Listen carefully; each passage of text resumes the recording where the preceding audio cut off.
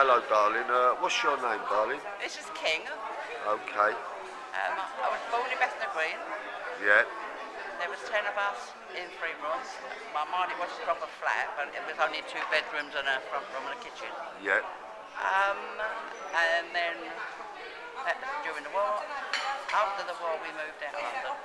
Okay. Where did you go to? We went to Hainault. Okay. When it was the Not too USA. far then. No. And then when I got married, I moved to Harold Hill, when it was a new estate. Yeah. What age did you get married? 21. 21. Yeah, my husband was 22 and he was in the Navy. And you was married, and did you have any children? Yeah, I had 2 girls, 2 boys. Okay. After you got married. Obviously. Yeah, yeah. That sort of But thing. weren't like Them today days- then. them days You we didn't never- hear of any young pregnancies in them days, because you know they've got us as the highest young I can pregnancies in Europe. No, I can remember when I was younger, when we lived down at Eldhill, and there was a young girl down there that had twins and she wasn't married. And it was such a disgrace. It was such a disgrace that it was unbelievable. Yeah. So, it just wasn't fun in them days. So what sort of games did you play when you was little girls in the East then? How was it? We played hopscotch. Yeah. We used to sit and you used to get a cardboard box. What the games did you used to play, sorry? Knocking down ginger. Okay. We used to knock on the doors and run away from the neighbours. Right, okay. Yeah. Which is what all the kids did, didn't they? Yeah. Well, we didn't vandalise. There was no vandalisation, you know. Yeah. You wouldn't even think of it.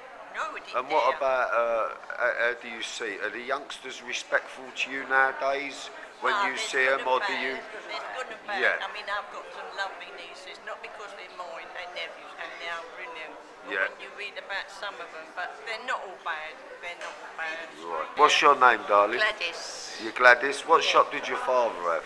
Newsagent and tobacconist up the road in here. Okay. Oh, so you've always been like around this area here? Yeah. Right. And when we were young, because in those days you delivered papers, we had to do a paper round before we went to school and before we went to work. Was that to get your sweet money, or? No, we didn't get paid for it because we were the family. Right. It was a thing my father expected you to do.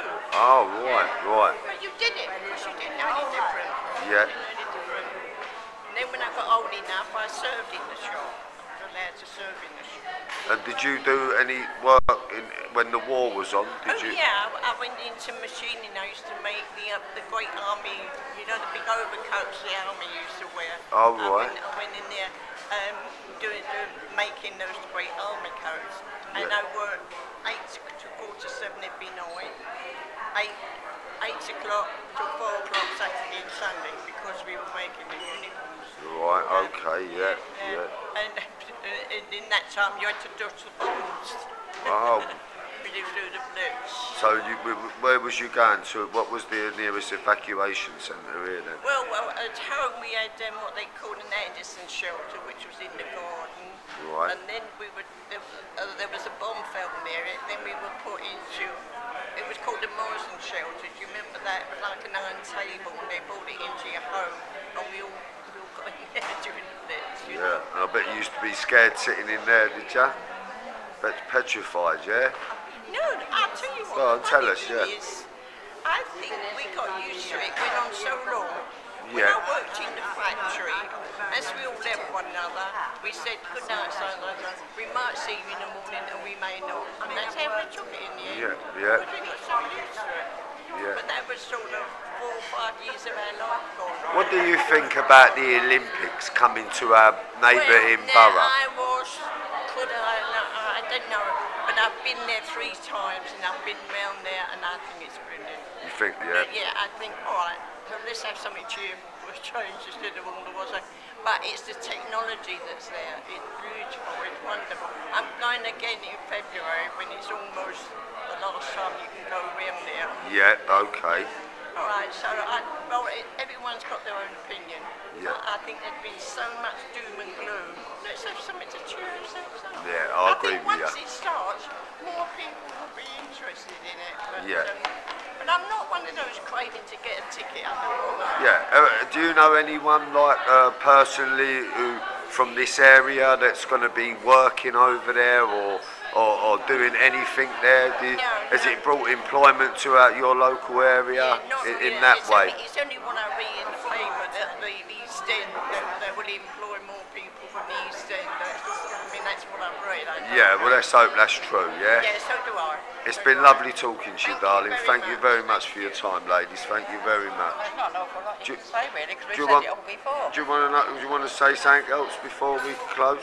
Not really, as I say. I mean, during the war, it was exactly the same as Gladys, although I lived in flats, so we never went out to shelters. Right.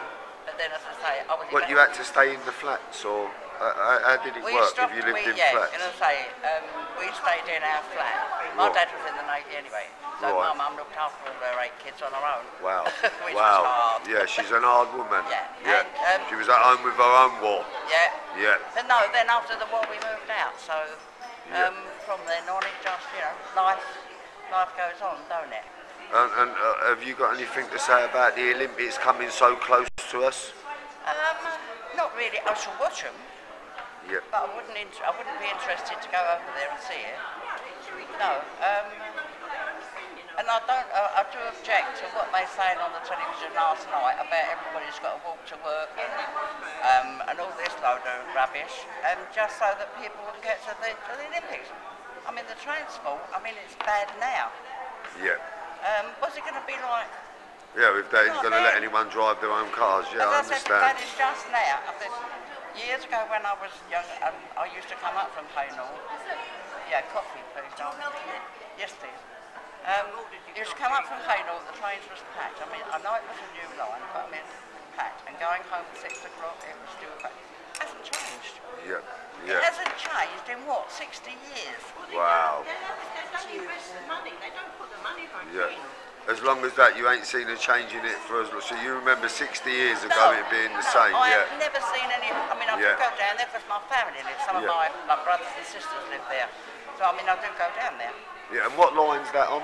That's on the district, the central line. So that's going to be a busy line, obviously, for the Olympics, the central line, yeah. First aid. Sorry, darling? They keep giving it first aid. Yeah. That's right. I used to be a nurse. I go down to my kids on weekends mostly, and I go on the district line. They pick me up from Upminster. Right. I would never, ever, ever go on a Saturday or a Sunday. Right. Because you won't get there. Right. So what are they going to do about all these people? And what about anyone local in the local area who you might personally know who's got employment over the Olympics? No, I don't know anyone like What, that. none of your grandchildren, no one they know who's local? None of them live in London anyway. Oh, right, okay. But no, as you say, there's nothing. I don't know anyone who's... Any young person in the borough you might know who's working there when they do it for the month? No, not at all, do we? Where's that, on the Olympics? Yeah. No, I My don't know. son's worked on it. Right. Oh, What's shit, that? yeah. My son as well. Yeah. And what did he do there? Sorry, darling. What's your name? My name's Jean. June. All right, June. General maintenance he's been doing. He's a... He's been building the place, yeah, for the great games, yeah. Yeah. He's got his nose in everything, you might say. Okay. I don't know whether I'm for it or against. Well, I was like that, but once I went in there and they took us round and showed us what they've done, and you've got a guide on the coach and you watch it. Yeah. It's out of this world what they've done there. It made me feel quite proud to be British. Yeah. It really did. No, I changed my mind about it. Can you say that again? That was really. It made you. I was glad it made me feel proud to be British.